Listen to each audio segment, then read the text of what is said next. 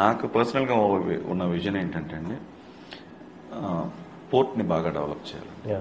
పోర్ట్ని బాగా డెవలప్ చేయాలి. తర్వాత చేనేతలకి మార్కెట్, ఇట్స్ క్లాదింగ్ మార్కెట్ని క్రియేట్ చేసి ఇవ్వాలని, అలాగే రైతుల కోసం ఏలేరు శుద్ధగడ్డ ఆధునీకరణ, ఇట్స్ మ్యాటర్ ఆఫ్ 175 crores అండి. ఏలేరు శుద్ధగడ్డ ఆధునీకరణకి స్వయాన ముఖ్యమంత్రి గారే వచ్చి 175 కోట్లు శాంక్షన్ చేశారు. 60,000 ఎకరాల వరకు నష్టం అయ్యే ఛాన్స్ ఉందండి. డల్ గా ఉన్నప్పుడు వాటర్ లేనప్పుడు ఎండిపోయి there are so many problems. రైతులు చాలా నష్టపోతున్నారు దానివల్ల. అండ్ 100% కంప్లీట్ చేపిస్తాం ఈ ప్రభుత్వం వచ్చిన తర్వాత. అండ్ చేనేత ఇక్కడ ఉప్పాడ తాటిపత్తి సారీస్ ఉన్నాయండి. ది బిగ్గెస్ట్ మార్కెట్ యార్డ్ లాగా కాంప్లెక్స్ లాగా తయారు చేస్తే దాన్ని ఒక బ్రాండ్ క్రియేట్ చేయటం నా స్పెషాలిటీ. నేను చేసిన ఫస్ట్ ప్రామిస్ చేనేతలకి 100% వృద్ధాశ్రమం కూడా కట్టిస్తాను.